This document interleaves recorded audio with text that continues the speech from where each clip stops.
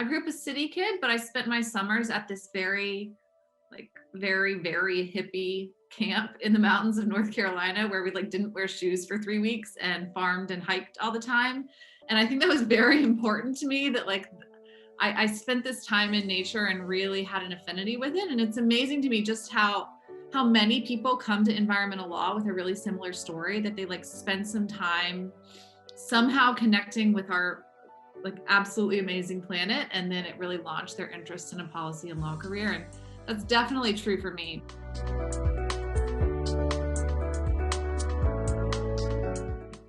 I'll say the other piece of the puzzle that was I think super formative for me was that I spent the summer after my freshman year of college in Kenya. I thought I wanted to do something like some sort of international development work out of college, and spending time, I lived in the Great Rift Valley and volunteered largely with a community where everyone in the community was working at a rose plantation where they grew roses for export to Europe. And so I got really interested in thinking about domestic environmental solutions and like what we could do to chart a better way forward living on this planet.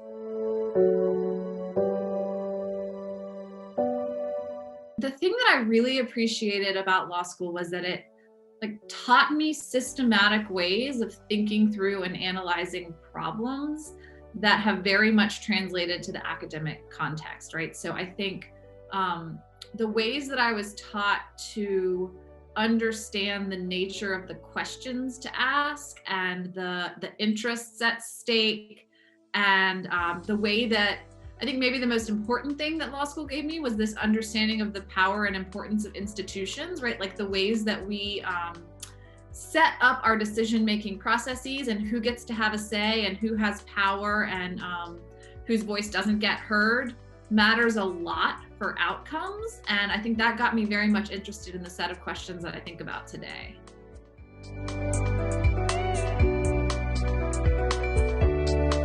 I think environmental law is pretty diverse in terms of women. Energy law is much less diverse in terms of women. So it is a very male-dominated field. Both fields are still like grossly lacking in racial diversity, and I think it's a real problem for both fields. So I guess one of my big goals in trying to teach energy and environmental law is to make it a subject that resonates for more people by sort of bringing to the front the justice implications of these fields, because I think they are like tremendously important fields to be asking questions about like what's broken about the shape of society, what would we like it to look like in the future, but it's not a space that is like broadly diverse yet, and I think it's the field's loss.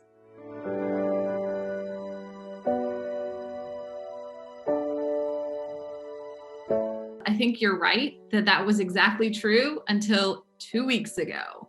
And now all of a sudden, I think people are newly understanding that questions of how we manage the grid have all kinds of real world implications for people and the health of their family and their livelihoods, right? So, I mean, some of the stories coming out of Texas are ridiculous, right? Like y'all might have read about the bill spikes where people were paying $16,000 for 3 days of electricity, right? Like, I think once those kind of things hit the news, people were like, oh, it does matter, this grid governance thing. The rules we set up for who pays for this system and how they pay are really important. Or like the fact that we lost 58 people in a blackout, largely because like the only mechanisms they had, the only sort of backups they had were things like burning charcoal inside their house. I mean, it's absolutely tragic. And like, we have to do better with this system going forward if we want to save lives.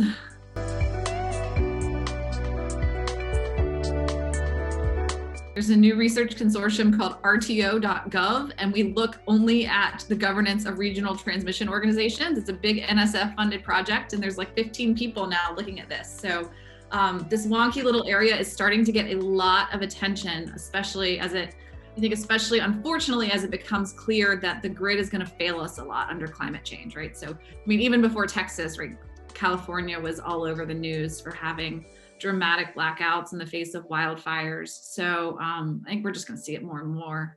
The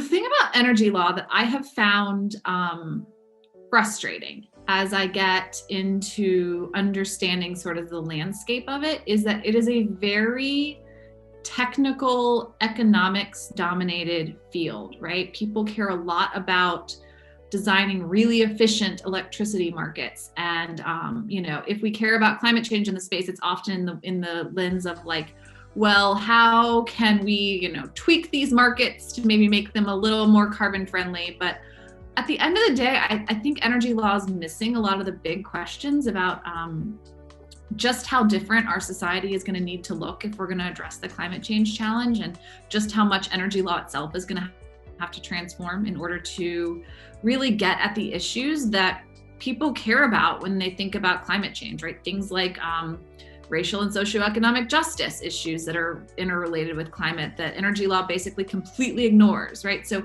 a lot of my work has been trying to sort of sound a drum that's like, hey, we need to be thinking about some other things in energy law other than just sort of like, how do we design efficient markets under conditions of climate change? And so when these big law reviews pick up these articles that are about sort of broadening the lens of the field or bringing in considerations that I think might be often cast stereotypically as more female, as compared to like male economic concerns, it's very validating of this message that the field needs to change, right? Not just to include more women, but really to like tackle a broader set of issues. And I think if these weren't published in those kinds of places, it'd be very hard to get traction around these ideas. So.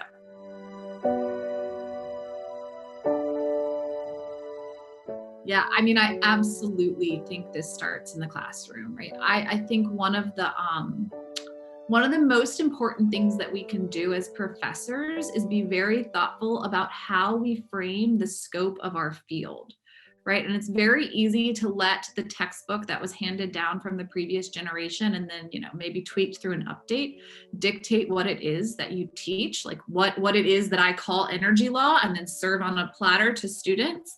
Right. And I think, especially in a moment of change like this, I think I try to be very reflective about what it is that I consider the curriculum that I present as encompassing energy law. Right. So I cannot find a single textbook that talks about the problem of energy poverty in America as part of energy law, but it absolutely should be. Right. I do not think that you should leave an energy law class without understanding that 15% of Americans regularly struggle to pay their bills and have them shut off with very few protections for them.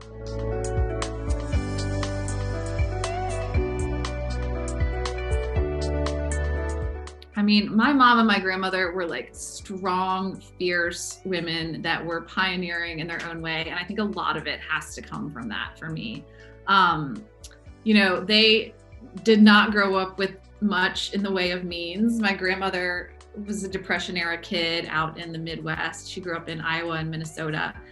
And she talks about how like she was like just a spitfire. And she talks about how when she graduated high school, she really wanted to go to college and there just wasn't any money for it. And so she took a job at like a small country school and taught her way for a while and then ended up paying her way to college. And then, my mom also did not grow up with much money, but did end up getting a scholarship to law school. And her story for me is like very impressive in both like the ways in which she navigated her career and like was incredibly giving to her kids. So she was a big children's lawyer in Charlotte, North Carolina. She founded this children's law center there. And so they would represent abused and neglected kids and kids who were in the juvenile justice system there. And I mean, it was absolutely her passion. Like she started it when I was a very little kid and did it up through middle school for me. And like she poured herself into it.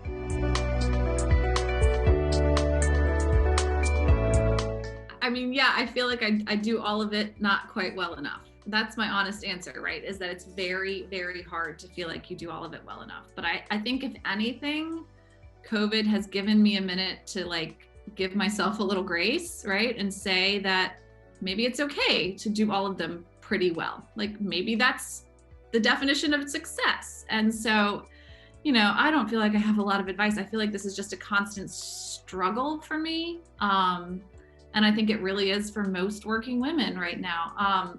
My best advice, pick a rock star partner. It shouldn't take that. We should have more structural support, but that has definitely been the reason that, it's going okay for me, but only some days do I say it's going okay.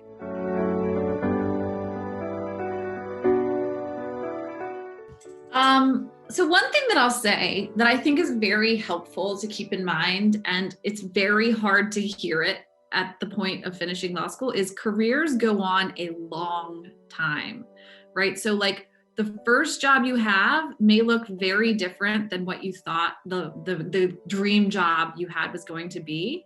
And I think that's really fine, right? Like it's sort of a process of stumbling through and some luck to get from thing to thing, right?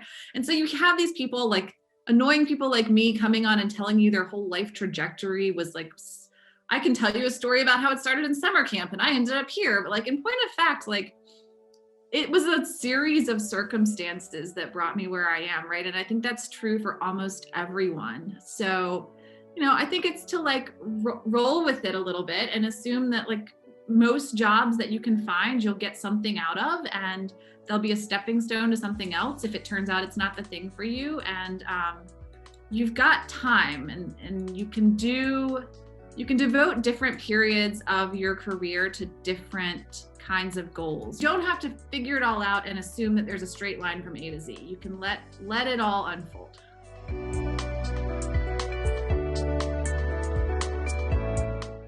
Was kind of just longing to come back home. And so it's been a really nice combination of finding a great institutional home for us, and then also being back in a place that just feels like home to me. Like I deeply care about the future of the South, and I think we have an awfully long way to go on climate change and environmental protection. So it's nice to be here fighting for the places that are like very important to me for the long haul.